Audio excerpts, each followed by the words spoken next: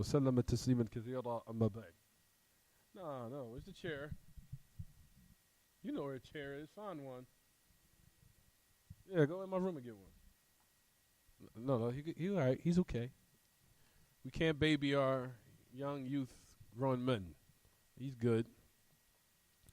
Type 7:35 p.m. Friday, January the 25th, 2018, which is also direct correlated. What's today's date? Ya ma'ashar al-ikhwa, on the Islamic calendar. The 19th of Jumad al-Ula.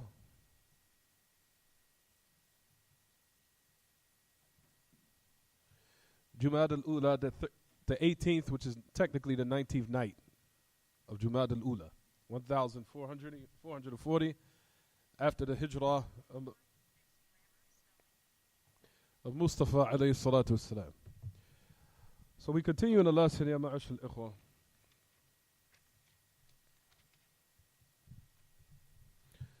As we discussed the chapter, like we said, this chapter is very, very, very important. Very, very important. Like we said, you'll find that the great Imam had mentioned and said that this is the reason for the destruction of, or rather, the reason of why the children of Adam fell into disbelief and them leaving off the proper religion. Initially, the reason was because of what? Extremism in regards to the righteous.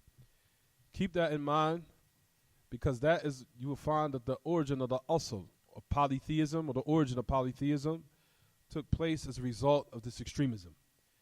And also this chapter and the two chapters that's going to come after this chapter are very important chapters that one needs to what? Understand fully. Because once you understand these chapters and you go overseas and you see what the Muslims are, what they indulge in, what they participate in, you'll find that it's exactly what the great Imam, what he mentioned here in this book, of extremism in regards to those who are considered righteous, and some of them aren't even righteous. Some of them aren't even righteous, who they glorify, such as Badawi, who's the grave in which the Egyptians to this day is still worship besides Allah, and they glorify Badawi, even though he was a Shi'i Shadili Sufi. He was Shi'i Shadili Sufi. And he wasn't somebody that was righteous. And even, we were talking about that.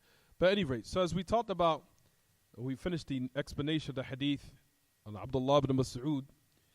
They said, أن رسول الله صلى الله عليه وسلم, as we finished it, هلك المتنطعون وكرر ذلك النبي صلى الله عليه وسلم ثلاثا. He said that those who are extreme, or mutanatti' is destroyed. And the message of Allah صلى الله عليه وسلم, like we said, repeated it 3 times. He repeated it 3 times. We said that tanattu' is of different categories. The first one is tanattu' as far as what, everyone? Ahsant. The tanattu', firstly, it's a linguistic meaning of something that's prohibited in language, in speech. As we talked about last lesson, that we said that tanattu' is something what they call التشدق والتقعر والتعمق في المفردات وفي استخدام بعض الكلمات الغريبة التي تعد من قبيل وحشي اللغة. You'll find that, like we said last class, that this type of prohibition from the Messenger of Allah sallallahu alaihi wasallam, we said that the first meaning of tanattu' is using speech. That's rarely used speech that goes over the minds or the understanding of the people. What they call a tashadduq wa taqa'ur fil kalam. Where a person, he goes and utilizes vocabulary words or speech that is above the people's understanding, and they don't understand what is being said or what's being conveyed to them. Because it's a language that the type of language the person is using is something very strange, or it's something that's not commonly used. It's not commonly what? Used. So he said that the Messenger of Allah sallallahu alaihi wasallam condemned that. He condemned that this type of what? Speech be used, especially in a manner that's utilized to decorate falsehood. And also likewise, in order to for the people to feel like they're lower or beneath the person addressing them. The person addressing them wants to show that he stands out by using some type of language or words or type of speech or terminologies that's way above the heads and understandings of the people in order to make it look like he's so-called educated while the people are beneath him in his level, that this is prohibited, that the Messenger of Allah ﷺ had what? Had mentioned here. That is from the prohibitions that we mentioned in regards to this hadith.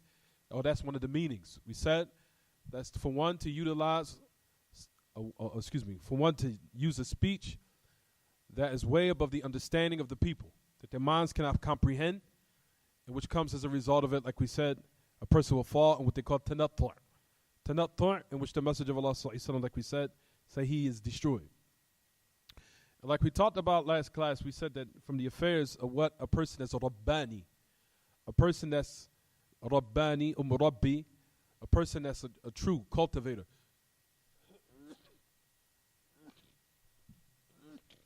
Alhamdulillah. A true cultivator, or a person that wants good for the people, starts them with the basic affairs, and then he gradually works his way up.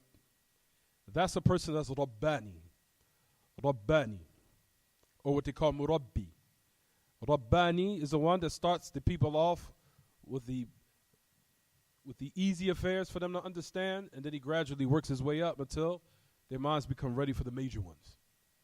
That's the meaning of Rabbani or Murabbi. And that's what Allah Ta'ala has mentioned, that if a person is a teacher, this is what he sets out to do. He doesn't start with affairs that is way above the people's comprehension.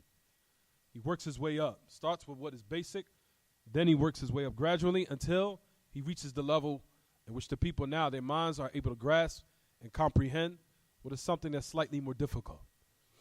And it will not be a fitna upon them, as we said. So that's one of the meanings of tanattu'. The other meaning of tanattu', like we mentioned, is what, everyone? What is the second meaning of tanattu'? We already said that. That's the first thing we mentioned. The second one. Ahsan.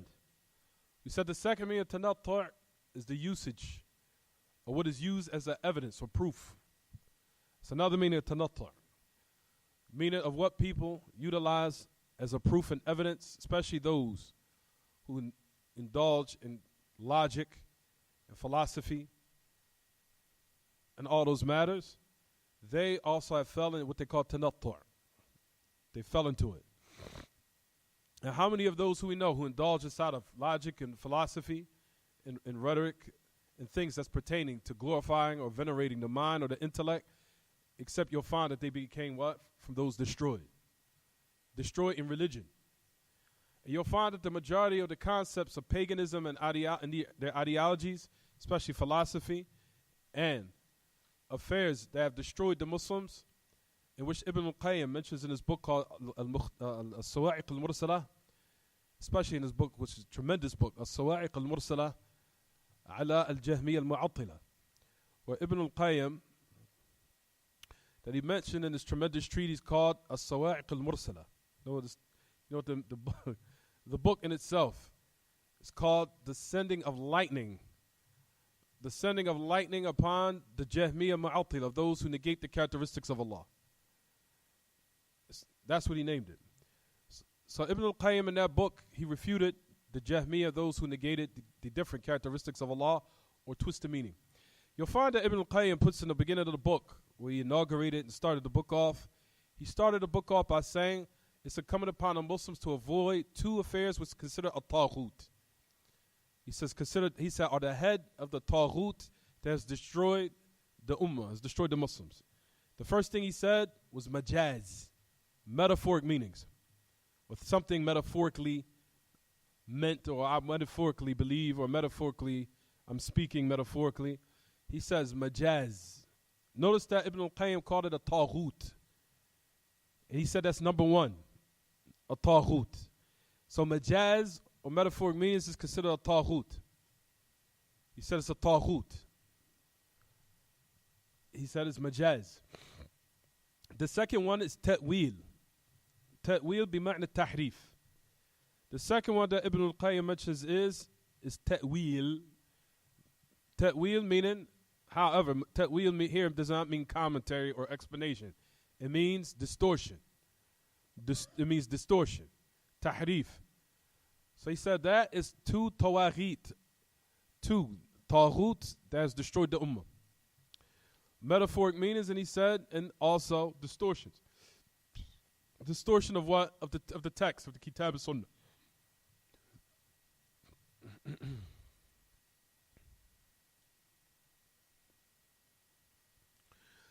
Yeah, ma'ashal ikhwa, you'll find that the majority of everything that we mentioned, of philosophy, deep-rooted paganism, idolatry, philosophy, logic, all of them went back to who? Going back to the Greeks. All of it was concepts that were made from the Greeks, Ahl Yunan. So you find that a lot of the atrocities that the Muslims believe which has destroyed them, all was adopted from the Greeks. Even if you look inside the metaphoric meanings, it originally came from the Greeks.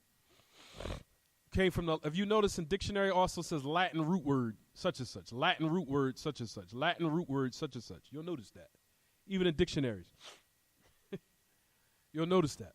The Latin root word of the grammar, which is from Latin, in which you'll find Latin, it goes back to what? What's it go back to? The Greeks. The Greeks.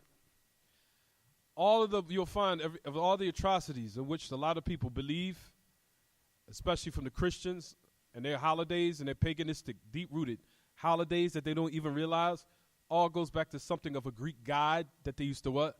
Believe. And they incorporated it, but they just twisted it in another twist so the people can what? Accept it, like Santa Claus. Santa Claus was initially a Greek god in which they drew up in a cartoon. Then they switched it up and tweaked it a bit, modified it. Then it made it in a man where he's riding a sleigh at the night when he's what? Riding at that particular night, what they call Christmas. If you look and study the origins of Santa Claus, it was a Greek god. They used to fly in the air.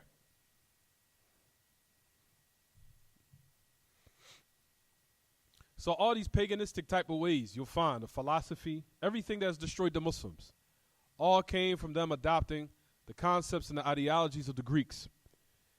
As you know, and I'm sure everyone knows that the Greeks were in deep-rooted paganism. Everything they believed had a god. And I'm sure Valentine's Day, all these things are self-explanatory. Of some type of Greek god or a god that was what? That shot the arrow to the heart to what? To ignite love in the heart of the individual. All this paganism came from the Greeks. So what we say, ma'ashal ikhwa, all this is to know the history, to know where these things came from, and it will increase you in iman, to know that which becomes the Kitab and Sunnah is adequate and suffices. So all these fairs of what? Utilizing philosophy, logic, rhetoric as a means and ways of evidence, like we said last class, will destroy the individual, and you will be from those who are what? Mutanatti'. As like we discussed last class, right everyone? The other meaning of what we say, the meaning of tanattu' is what everyone? What did we say last class? To have tanattu' in the ibadah. That was the third thing. You have tanattu' fil ibadat. It's to be extreme in worship, when the affairs of worship. For fairly the one who abstains from eating meat, or he abstains from wearing certain clothes, or I only wear a specific type of clothes. I don't like to wear t-shirts or undershirts or those type of underwear. All those affairs, like we said, is considered something that is from ghulu. From ghulu. To abstain from marrying women, or to abstain from being, or to be celibate. All these matters is what? From the ghulu of those of the past, in which it will destroy an individual.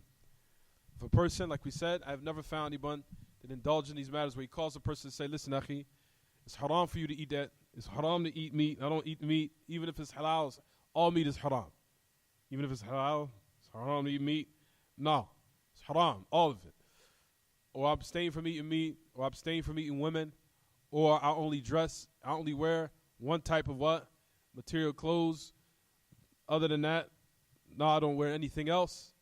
If that's something that's a personal preference for yourself, that's different. But for now to say that, bring a hukm shara'i, a hukm that's in Kitab and Sunnah, where you oblige and made it a duty as the people to practice, now you've taken it to a whole nother level. Like I said, you never should say something's halal and haram except you have clear text to back it up. Other than that, one needs to remain quiet. As we know the ayat where Allah Ta'ala says in His book, لَا تَقُولَ لِمَا تَلْسِفُوا لِمَا تَصِفُوا أَلْسِنَتُكُمْ هَذَا حَلَالٌ وَهَذَا حَرَامٌ لِتَفْتَرُوا عَلَى اللَّهِ الْكَذِبِ إِنَّ الَّذِينَ يَفْتَرُونَ عَلَى اللَّهِ الْكَذِبَ لَا يُفْلِحُونَ. Allah Ta'ala says, do not say which your tongues describe, that this, which your tongues say, or your tongues describe by saying, this is halal, this is haram, to fabricate upon Allah a lie. Verily those who fabricate upon Allah a lie will never prosper. They will never succeed. So these are ibadat, and we know that for a person that does, that fasts and never breaks it, prays all night without sleep, abstains from women, the Messenger of Allah clearly said, whoever desires something other than my sunnah, he's not from me. And that's something that's severe on the day of resurrection, thinking that he drew him close to Allah by something and found out it was totally rejected. So all those were the meanings of tanattu'. All those were meanings in which this particular hadith makes all these matters comprehensive, or the narration that was mentioned is comprehensive for all these meanings that we mentioned. It's comprehensive for all of them. So when the Messenger of Allah said this, he covers all these meanings. And like I said last class, there's never one that I've seen that fell into any of these affairs except he was destroyed, deviated. Also likewise, other the affairs of Masail that we're about to cover right now. So here, read the Masail. Camden. Read the first one.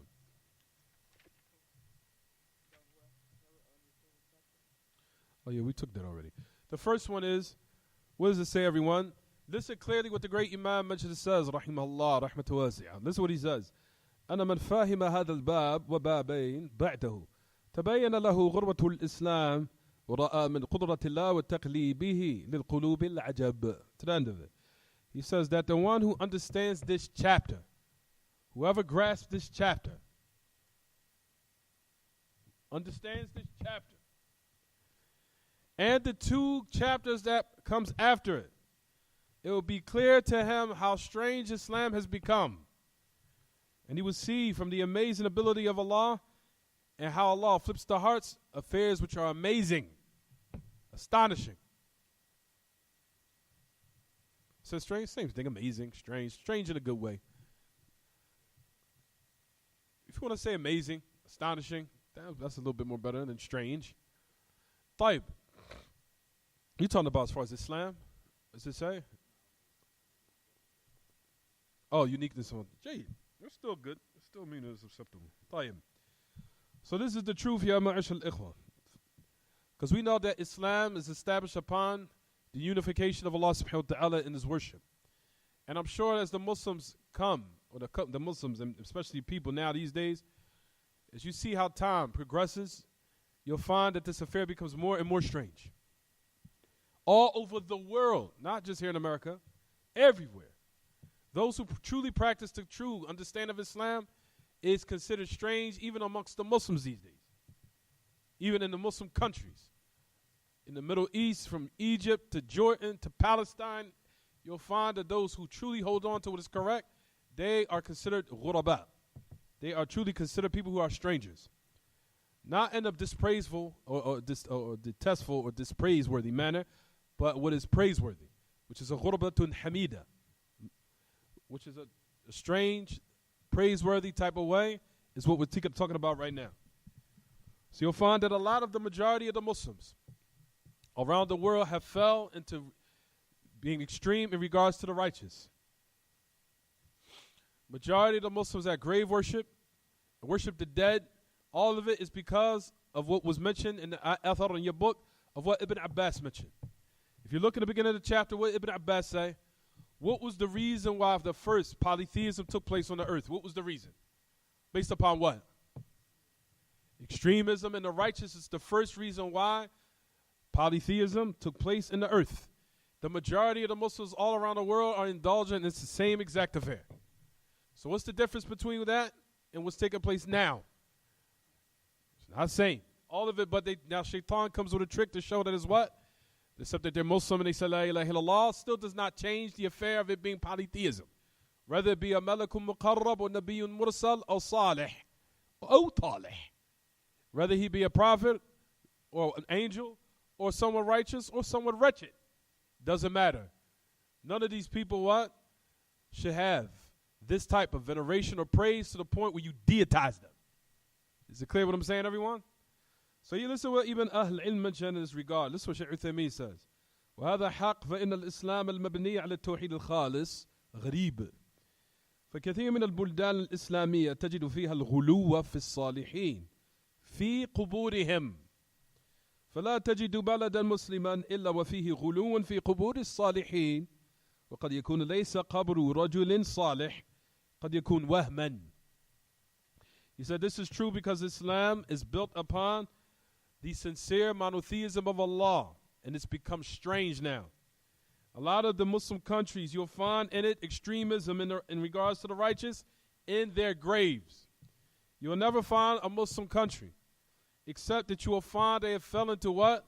Extremism in the graves of the righteous. The only place that's probably been saved from this what? From this tremendous, satanic, filthy act is this country of Saudi. It's the only country that's been saved from polytheism in this regard. The rest of the Muslim countries, you'll find that they have graves in masajid and they glorifying the dead. And then the Muslims wonder why they are in the state that they're in of humiliation, because you're committing the greatest sin that Allah has said that if you die upon it, you'll be in hell forever.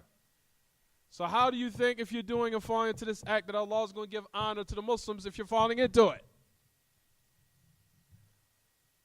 There is no sin worse, no more than killing or homosexuality, except that polytheism precedes all of that.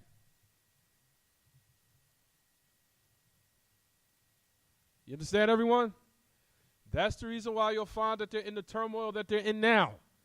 Because they fell in with the message of Allah said that the la'na of Allah will what? Fall upon them as a result of them practicing it. So you find what we say here. He says you'll find that the Muslim country that they want go to the extremism and the graves of the righteous. He says that you might even find where the grave is the person is not even righteous. He says such as those who we mentioned prior, as we discussed this before. So you'll find that even during the time of the da'wah, Sheikh Muhammad ibn Abdul Wahhab, rahimahullah, as we know, and I've discussed this in the beginning of Kitaab At-Tawheed, that you'll find that the Jazirat al-Arab, especially Saudi, they went back to worshiping what? Idols at one time. And his da'wah came and he what? He revitalized what was correct and he eradicated all polytheism and its effects. Until you'll find as a result of it, Allah Ta'ala put barakah in his da'wah and still in the country itself. The remnants of monotheism is all there and intact. It's probably the only country that is what? Has left from the Muslims where you'll find where there are graves inside of the what? Inside of the masajid. Rest of the Muslim countries have been tested with this baliyah, with this atrocity, which comes as a result of it, turmoil and disgrace and humiliation descended from Allah subhanahu wa ta'ala as a result of indulging in these type of acts. You understand what I'm saying, everyone? So it says that the first thing you'll find, that the Jazirat al-Arab, they rid themselves out from these type of atrocities because of what? The great da'wah of Sheikh Muhammad Abdul Wahhab, rahimahullah, in which, and as a result of the great Imam, Muhammad ibn Saud adopted his da'wah as we talked about before. And like we said, in order for a da'wah to go forward, you have to have two people. You have to have an alim that is what? راسخ في العلم وفي العقيدة الصحيحة ويحتاج إلى مؤازر قوي يتبنى دعوته. He needs two things in order for his da'wah to go forward. Usually. He needs an alim that's what? Well established and well grounded in knowledge with the proper belief system. And he needs the ruler to what? To adapt his da'wah. Those two affairs what? Carried out in regards to Sheikh Muhammad ibn Abdul Wahhab, rahimahullah. He had the alim, the da'wah, had those two key elements in order for it to be successful, or in order for it to go forward and be spread. Not to be successful, but to spread. Which is number one, you have to have an alim that is what? Well rooted in what? Knowledge with the proper aqidah, proper belief system. And he needs to have what they call mu'azirun qawi, yatabanna da'watahu. He also needs to have a strong ruler who will aid him and adopting his da'wah. Like we talked about before, Imam Ahmed rahimahullah. Stop pulling your hair out of your beard. The Imam Ahmed rahimahullah. You find that he was an alim that was rasikh fil ilm. ولكن ولي الأمر أو لم يكن ولم يقيض للإمام أحمد مؤازر قوي لأن ولي الأمر كان يعاديه، كان عدوه، فلم يكن هناك من يتبنى دعوته، فلم يقيد الله تبارك وتعالى للإمام أحمد مؤازرا قويا. لماذا؟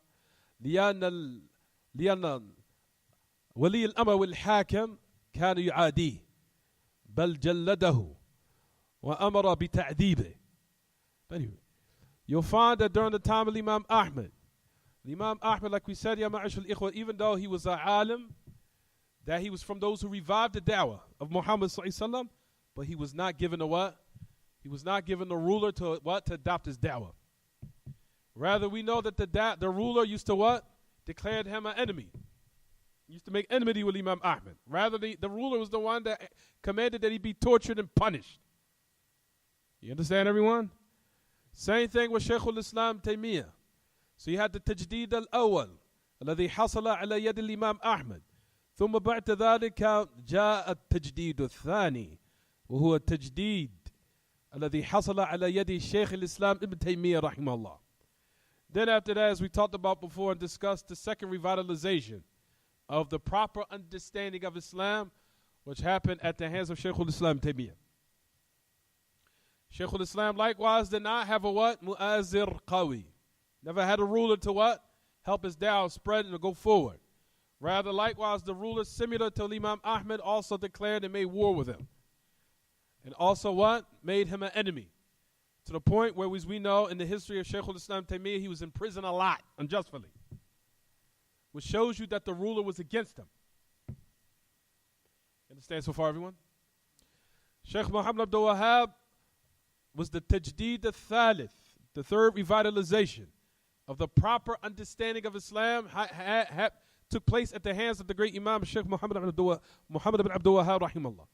So all those tajdeedat, all those revitalizations that happened at the hands of Imam Ahmed, that happened at the hands of Shaykh al-Islam Taymiyyah, all gathered in the da'wah of Shaykh Muhammad ibn Abdul Wahhab. All of them gathered in his da'wah until you see now the fruits of the da'wah, because that's the reason why we're studying Kitaab At-Tawheed right now in America. Because you'll find that the da'wah was spreaded because of two key elements for da'wah to what? Spread all over the earth. This number one, to have that alim that is well established in knowledge with a proper belief system, proper aqidah, proper methodology, proper minhaj, proper understanding, proper what? Understanding of Islam that agrees with what the companions are upon. And you need to have that ruler that will adopt his call, and he will what? He will aid it, and he will find, and he will monetarily assist it so it can go forward. And that's what Muhammad ibn Saud did.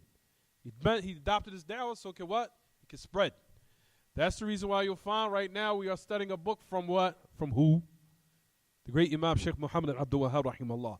And that all the books and all the Salafis unanimously all over the world know that they cannot attain the true or great understanding of Tawheed except by studying his books. Which gives you the what? The keys so you can understand truly what the Tawheed of Allah Ta'ala is. And notice that he put in this chapter, brothers and sisters, to show and truly establish that one of the reasons why polytheism fell into the earth is because when people being extreme in regards to those who are righteous. And that still happens to this day. Also, likewise, we'll discuss, the chapters will discuss how even all the doors of ghulu, of extremism, have been shut to this ummah, so they won't fall into it. Whether it be in statements or actions or belief, both. All these affairs have been prohibited. That's why you find the message of Allah prohibited, that you praise a person to his face, because he knew what would come as a result of it, of destroying him, of this type of extremism, and saying then, من إذا رأيت المداحين فاحث في وجوههم التراب سدا لأي مانع أو لأي سدا لذريعة ماذا أنك ستهلك صاحبك. So you'll find that we said, يا معاشر الإخوة, any type of extremism has been prohibited, especially in affairs of what? Statements and actions in worship. تفضل. Statements and actions in worship. All these affairs are what? Prohibited. So what's the second one? Father Camden. I'm sorry.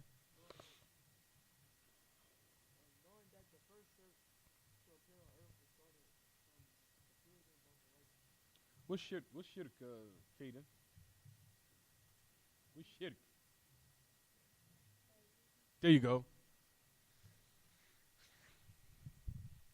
That the first polytheism happened in the earth because of what? Because of what? Extremism and righteousness. What happened? What did Ibn Abbas say in the Athar in your books, everyone? What does it say? That those who are righteous, number one, they made statues of them and their images in a place where they used to what? Sit, or what have you. They made images of them. They also loved them to the point where this love, when it was took in its proper place, so now it's been made in its improper place, what came as a result of it was what, everyone? They fell into extremism. This type of love or this type of emotion, which has not been restricted by the Kitaab and Sunnah, took them to another level of what? Extremism. Where they started to now make pictures and images of them. Put them in front of themselves until they started to what?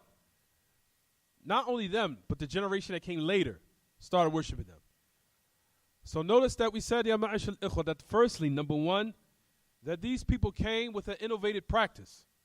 Because that was something that wasn't legislated, as we'll talk about inshallah. And also you'll find that from the shutm or the evil, the detrimental affairs of bid'ah of innovative practices, is that it leads to kufr. Innovation leads to disbelief. As we'll talk about inshallah. And al-bid'ah كذلك بريدة الكفر. They will also توصل صاحبها إلى الوقوع في الكفر.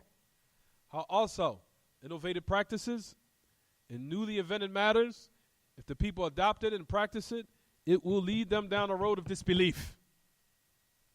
You understand? We'll talk about that inshallah. طيب. So it's to show you, number one, that the statues and the idols that they used to worship, the people of Nuh, they were all images of people who are righteous. So you notice that Shaitan utilized something that seemed outwardly was good, but behind it was a what?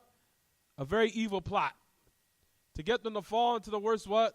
Sin that any human being could commit. Notice Shaitan did not start with what? He didn't start with murder here. He didn't start with killing. He didn't start with homosexuality. He didn't start with intoxicants. He started with shirk first. Which to let you know that Shaitan is very, very what? Intelligent to knowing what will be the ultimate destruction of Bani Adam.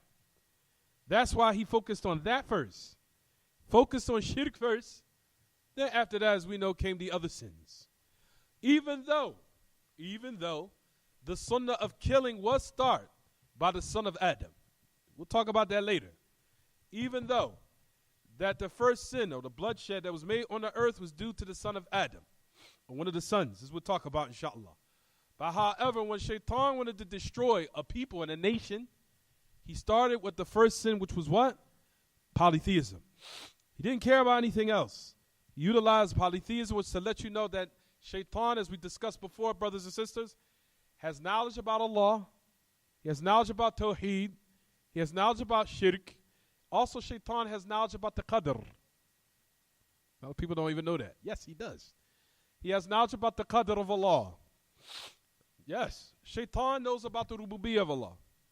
He knows about the uluhiyyah of Allah. He also knows about the asma wa sifat of Allah. And he also knows about the qadr of Allah. He knows about all these affairs. I've discussed this in the ayat. Firstly, number one, Shaitan says it clearly in his book, where he affirms the rububiyyah of Allah. And he also acknowledges the tawheed of Allah is what is correct. As the people, when they are cast into hell, he will say that. He will say, وَقَالَ الشَّيْطَانُ, and I said this before, وقال الشيطان لما قضي الأمر إن الله وعدكم وعد الحق ووعدتكم فأخلفتكم وما كان لي عليكم من سلطان إلا دعوتكم فاستجبتم لي فلا تلوموني ولوموا أنفسكم ما أنا بمصرخكم وما أنتم بمصرخي إني كفرت بما أشركتموني من قبل إن الظالمين لهم عذاب أليم. This is the part, the last part of the ayah. Shaitan says this. Verily, I disbelieve of what you set up and partners along with Allah with me. What's that establishing? He knows about what? The Tawheed of Allah.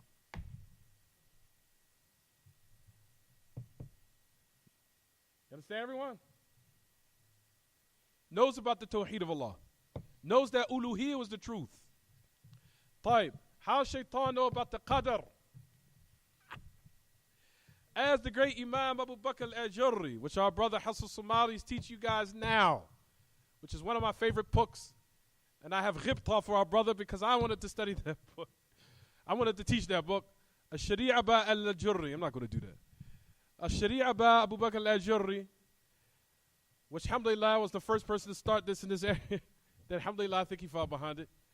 But as far as the Sharia, in regards to what he says, if you look in Kitaab al-Sharia by the great Imam Abu Bakr al-Ajurri, he even mentions, it says how Shaitan has knowledge of the Qadr. You'll notice that he mentions that. Based upon what though? Based upon the ayat where Allah Ta'ala says in his book. He says, when, of course, when Adam was removed out, when Allah Ta'ala, it's the sort of first ayat, it's the sort of Al-A'raf, second page. So in the Surah Al-A'raf, he says this. فقال الشيطان, this is what Iblis said. فبما أغويتني لأقعدن لهم صراطك المستقيم ثم لا آتينهم من بين أيديهم ومن خلفهم وعن أيمانهم وعن شمائلهم ولا تجد أكثرهم شاكرين. Listen to this.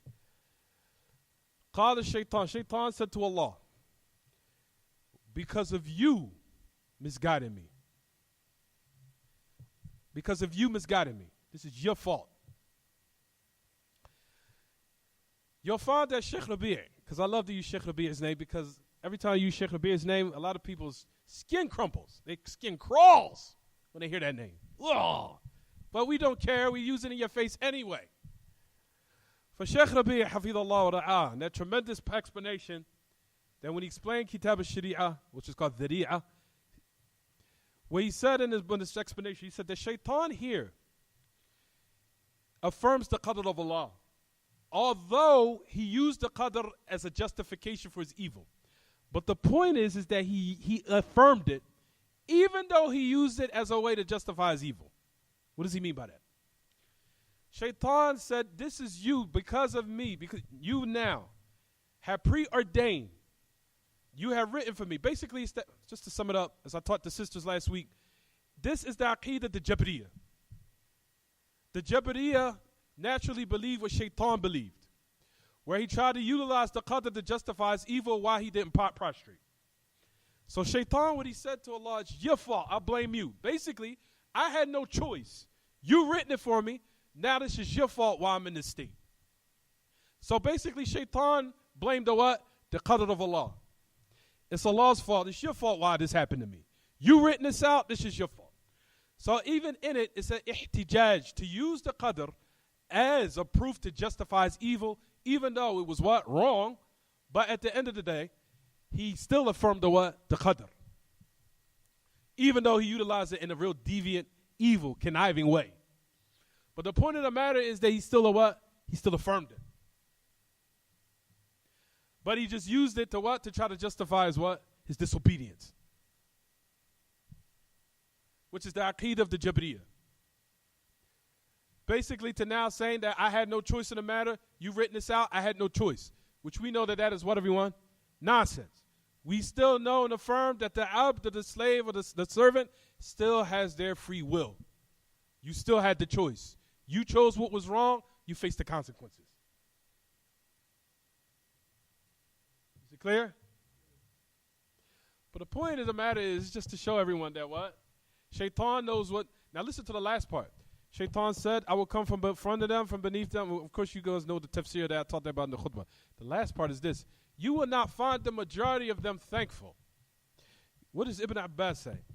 You will not find the majority of them muwahhideen. You will not find the majority of them upon Tawheed. That's what Shaitan said. وَلَا تَجِدُ أَكْثَرَهُمْ مُوَحِّدِينَ. You will not find the majority of them upon Tawheed. What does that give you a knowledge of, everyone? That Shaitan has total absolute knowledge of what? The ibadah and the Tawheed of Allah Ta'ala.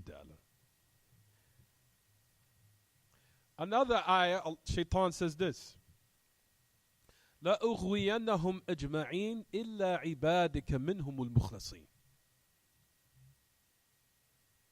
He says, I will mislead all of them. And he put emphasis on it. لَأُغْوِيَنَّهُمْ أَجْمَعِينَ. And he made him one exception. Except your ibad that are mukhlasin. Except your sincere worshippers who are upon Tawheed of Allah. What's that give you knowledge of, everyone? Shaitan has absolute knowledge of what? The Tawheed of Allah. He knows it's the truth. You understand, everyone? And the only people that are surviving in this affair is what? The Salafiyyin, Ahl al-Hadith, Ahl al-Athar, Ahl al-Tawheed, was Salafiyyin, Ahl al-Haqq al-Mahad.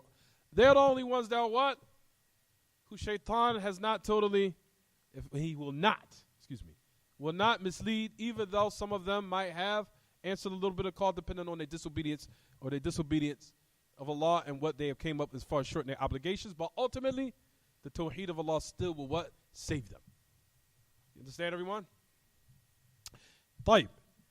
So this is the first thing that happened with the people of polytheism. The first polytheism took place on the earth because of what Ibn Abbas said, because of extremism in the righteous. Doesn't matter if they're a prophet or an angel. Doesn't matter, as we said it, right, everyone? طيب. Listen to the third. Go ahead, Camden. I'd like to hear your voice.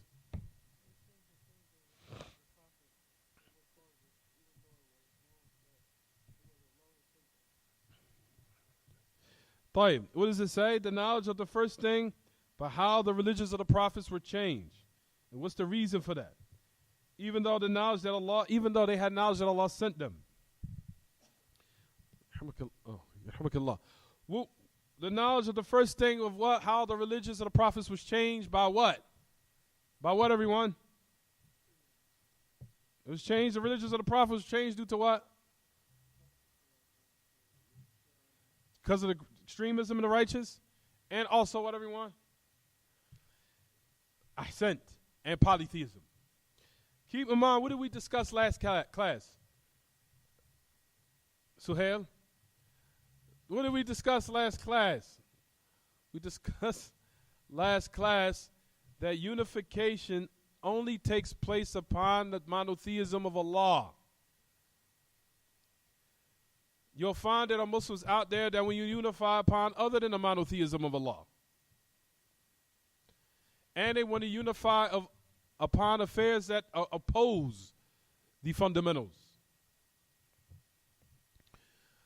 For one, if he realizes the first thing that changed the prophet's religion was polytheism,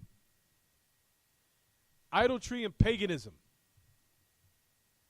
and like we said, extremism in regards to the righteous, changed the religion of the prophets and messengers. What do we benefit from this, though? That's the point of the matter, brothers and sisters. That's the point of the matter here. What do we benefit from this, though? Kind of rhetorical right now. What do we benefit from this? To let everyone know, and I reminded them of this last class. Firstly, number one, Abdullah and Suhail, that unification takes place. There's two types of unification. You have ijtima' shar'i and ijtima' bid'i. You have unification that's legislated, Camden, and you have legislation that's then you have unification that's innovated. Majority of the Muslims of the deviant sects, they want what type of unification? They want the one that's legislated or the one that's innovated? Innovated. What's the difference between the two, though? That's the question. The difference is kind of rhetorical. What's the question is right now? Unification that's shara'i is what takes place when the people are unified upon one belief system.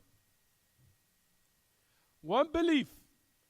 Not 10, not 20, not 15, not 30. One belief system. That one belief system will unify them in two key factors that will unify the people.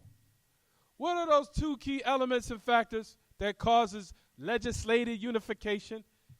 Which is to unify the people inwardly in their hearts and outwardly in their bodies, both. The people who's upon innovations want to unify you physically, outwardly in your body. Hence, while the hearts of the people are still cursing each other,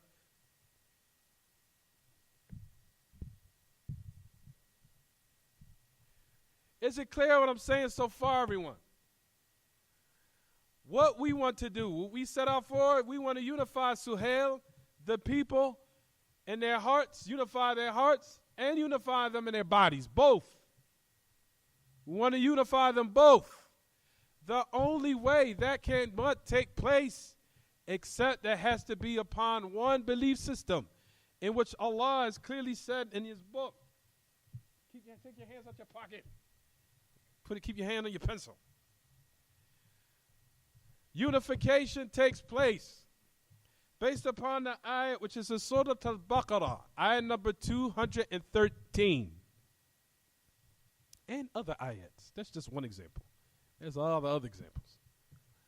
Well, Allah subhanahu wa ta'ala says in His book, كان الناس أمة واحدة فبعث الله النبيين مبشرين ومنذرين وأنزل معهم الكتاب. Allah ta'ala says in His book, He says that the people were one nation, unified. The people, everyone were unified. There wasn't any difference of opinion. There wasn't any killing. Everyone was unified for 10 centuries straight. There wasn't any argumentation or bickering of belief systems, or that I'm upon is wrong and that was upon was right, that what I'm upon is wrong and that which upon, or people saying all together, let's agree to disagree, where all of our belief systems are all right. Nah. All that's utter nonsense. Allah subhanahu wa ta'ala says in His book, the people were united upon one belief, which was the Tawheed of Allah. Then ikhtilaf occurred. Difference of opinion, arguing, bickering. What was the ikhtilaf? It said it was in a what? It was in some type of discrepancy in the belief system, which is the most ultimate discrepancy, which is what?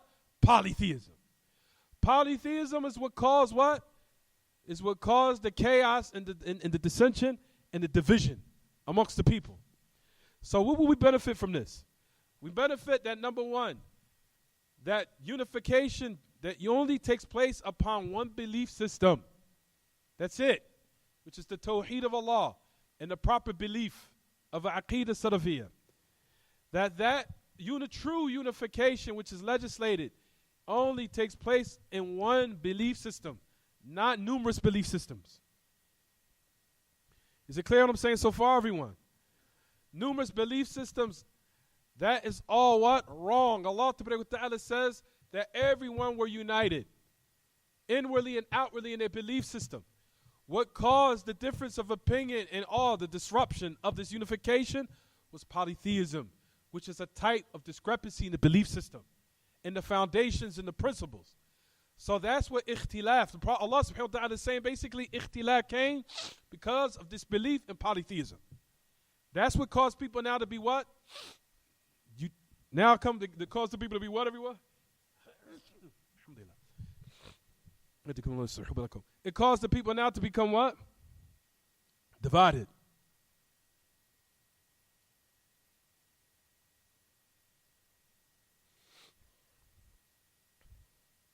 Is it clear what I'm saying so far? Is it clear what I'm saying? Ikhtilaf takes place when there's some discrepancy in the belief system. So those who divide in the belief system and the foundations and the principle of Islam, they are the ones who want what? Difference of opinion, separation, division amongst the Muslims. Not those who call to the unification of it under one belief system, based upon what Allah has mentioned here in this ayat. A person would say, no, it isn't. Taib, I'll give you another one that's even more clear than that. Allah Ta'ala says in his book, He says, Allahu waliyyu alladhina amanu, yukhrijuhum min adh-dhulumati ila an-nur, walladhina kafaru awliya'uhum at-taghut, yukhrijunahum min an-nur ila adh-dhulumat. Ulaika ashabun narihum fiha khalidun. Allah Ta'ala says in his book, Allah is the wali of those who believe. He takes them out of different types of darkness. He puts them into one light. And those who disbelieve, that they are the what? The awliya of the taghut. They take them out of one truth and put them into levels of darkness and different types of darkness. They are the inhabitants of hell. They will abide therein forever. Ibn al-Qayyim says, this is from the clear ayats in the book of Allah, to show you that falsehood is of different types and that there's only one truth, because Allah said that He takes them out of those different darknesses into only one light. So let you know that there's only one truth. There's only one belief system. There's only one light. And that darkness is of different types, various types, and different levels. So Allah Himself has described the truth as only being what? One. And He described falsehood as being what? Many.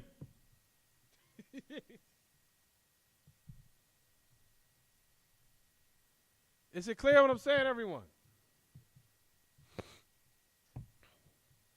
So it's to let you know how Allah subhanahu wa ta'ala in His book has said that true ikhtilaf and differences of opinion have taken place because of some discrepancy in the belief, and the ultimate discrepancy is shirk, polytheism. So now how you think that now we see Sufis out there making dua to other than Allah, worshiping graves, and expect us now to let's shut up, keep your mouth shut, don't say nothing. They only committed the worst sin that any human being could commit, but we're all Muslim at the end of the day. Does that make any sense? Is it clear what I'm saying, everyone? Oh, they only commit shirk. You know what I mean? You gotta, they still say la ilaha illallah Muhammad Rasulullah. Khalas. Mashi halahum. They're all right. Make them be all right. You understand, everyone? That's reason why we said the great Imam, Sheikh Muhammad Amal al-Jami. Now, I want everybody to write this example down. Keep your hands out your pocket. The great Imam, Sheikh Muhammad Amal al-Jami, rahimahullah, said this example. The example of those who want ijtima', unification, that is innovated unification. The example of them is like people, matter of fact, don't write this down, understand what I'm saying first. You guys can write it in your own words. The example of the people who want unification that is unlegislated, that is incorrect, is like the example of those who come, when you call them to all pray. What do you mean by that? I think I've told you guys this example before. For right now, if we had three types of people in this room right now. All of them, some of them say they are what? They're in minor state of impurity. Some of them say they are major state of impurity. Some of them say they are in wudu. Taib, what if someone came up to you guys and said to you, listen, akhi, we don't get into all that. We don't want to get into whether or not a person's in wudu, is not in wudu. Let's just all pray. Stop causing division. How would you look at him? I asked the question again. You guys didn't get it the first time. I told you don't write it down. Understand what I'm saying? If someone came in this room right now, there was a bunch of Muslims in this room. All of them are in a state of what? Some of them are in a state of purity. Someone's in a state of wudu. Some of them in a state of minor impurity. Some of them in a state of major impurity. So someone out of the crowd says, listen, let's just all pray. So someone of the truth raised their hand and said, Yahi, we got to make wudu and purify ourselves before you pray. And that individual said, listen, Akhi, you causing division. We don't get into all that. We don't get in whether you got to make wudu. You don't got to purify yourself. Let's just all pray. We don't get into that. Yeah, Akhi, listen, you causing division. We don't get into all that. Let's just all pray. If someone did that, how would you look at him? Lost his mind. Right or wrong? Exactly. In actuality, they're causing the division. And the one who's raising his hand to say, Akhi, all of us have to be under one purification in order for salat to be what? Valid. So the one who's actually causing the evil and calling and what? Speak against this evil, he's the one that's truly calling to what? Unification. While the individual decorates his speech to say, Akhi, we don't get in all that. Let's just all pray. We don't get into purification and all those other things. Let's just all pray. You causing what? Dissension amongst the people. Any individual with some sense who's Muslim would look at him like, this man has lost his mind. So Sheikh Muhammad Ahmad Jami said, if this is in the affairs of ibadat, the affairs of the aqaid of Islam is more sacred and more higher of a level than that.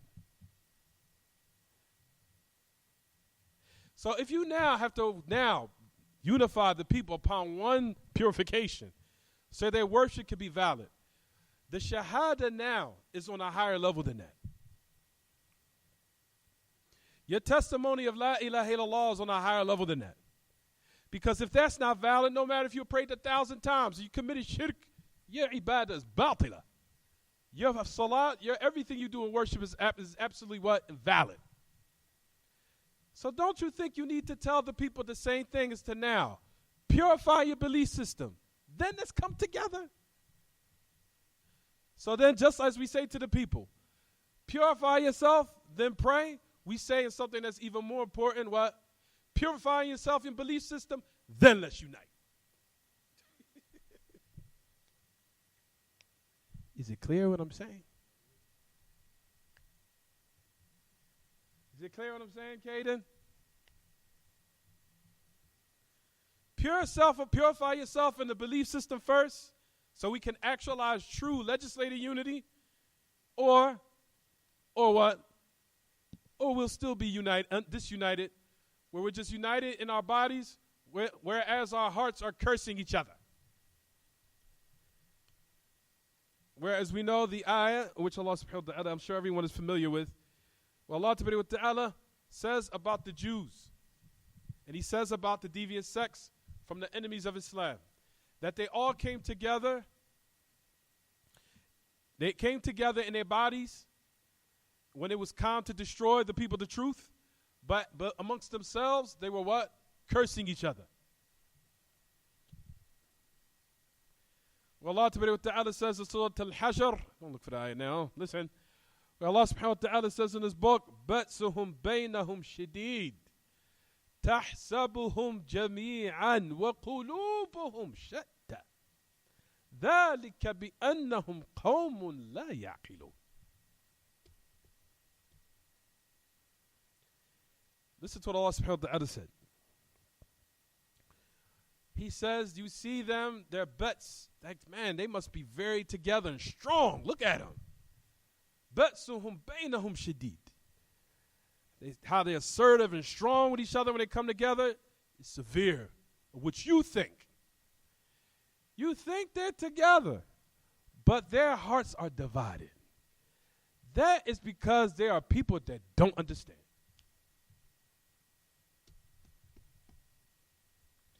You think they're together, but their hearts are divided. That is because there are people that don't understand. Huh? So the unification that a lot of Muslims are calling to is just a mere facade. Unification of the numbers. Whereas their belief system, they still what? They're still killing each other. They're still cursing each other. And majority of them, they smile on their faces with a nice smile. Well, probably when they go back to their house, man, I can't stand that dude.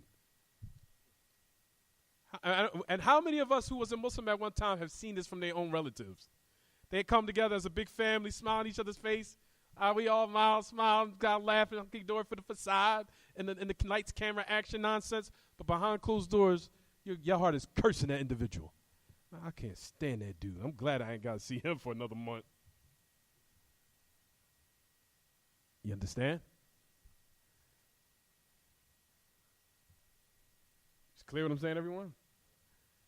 Why? Because their hearts, the unification brings the hearts together, they didn't actualize it. Is it clear? We'll stop here. No. We could read this last part. So at any rate, what changed the whole religion of Allah? I'm going to read this last part, then we'll stop. So it says in the last benefit, مَعْرِفَةَ أَوْلِ شَيْءٍ غُيِّرَ بِهِ دِينُ الْأَنْبِيَاءِ. He says the knowledge of the first thing in which the religion of the prophets was changed by. And the reason for that, even though, despite of having knowledge that Allah sent them. So it's not the mere fact that Allah Ta'ala did just sent them with the truth and that's it. But was a reason for it being changed. Was because of, number one, as we said, because of extremism in the righteous and also polytheism. And extremism in the righteous is another level of what's a type of disbelief, or what leads to it.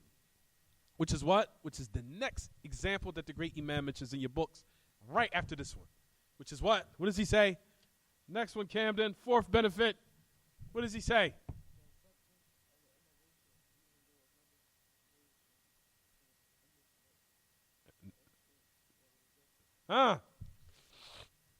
So notice that he mentions something right after it. It's a direct correlation of what we just mentioned here. قبول البدع مع كون الشرائع والفطر تردها. He says the acceptance of innovative practices, innovations.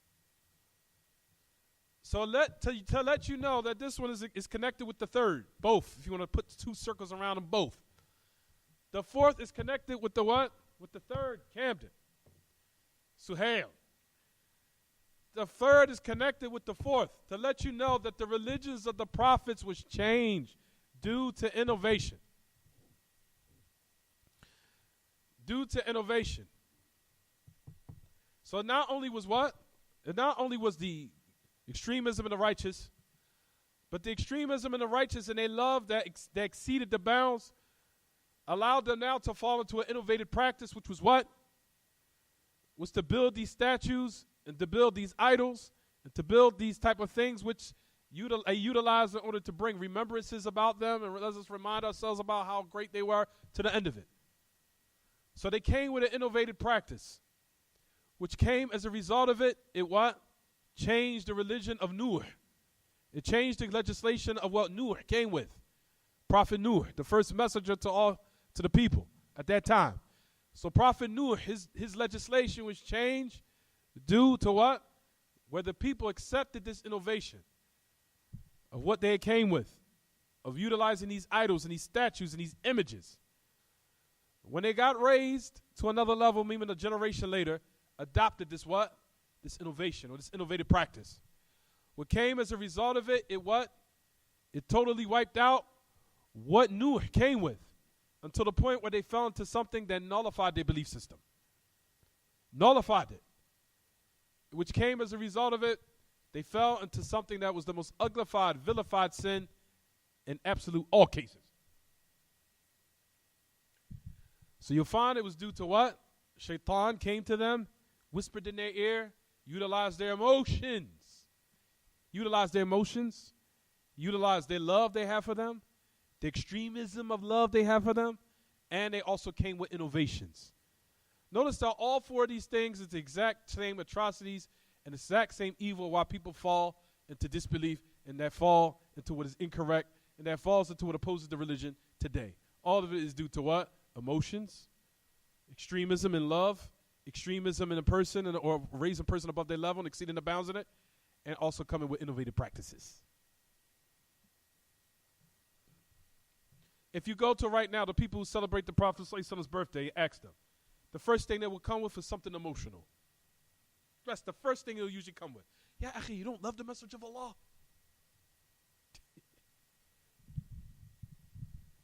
What's that they just did? Something what? Emotional. You don't love the message of Allah. What's all that? Those antics are what, everyone's based upon what? Emotions. Awatif. So then the next step of the emotional thing came is what? Extremism. Glorifying the messenger of Allah, putting upon a pedestal that Allah did not give him. Allah did not raise him to the level of uluhiyya rububiyyah. That's هذا حق مختص بالله ليس برسوله صلى الله عليه وسلم. So they raised him above his level till they gave him the level of what? Rububiyyah and uluhiyya. Then on top of that, those who do practice the messenger of Allah's birthday. So now they came with what? You love the messenger of Allah. So then they came with extremism in his love until they also, now whatever, they practiced something that was what? Innovated.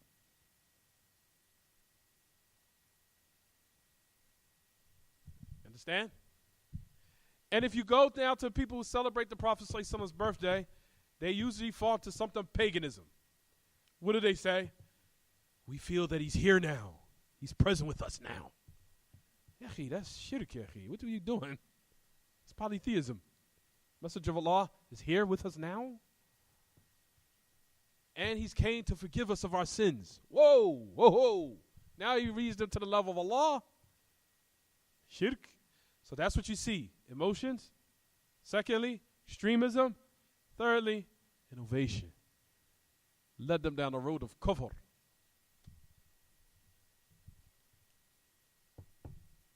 Is it clear what I'm saying, everyone?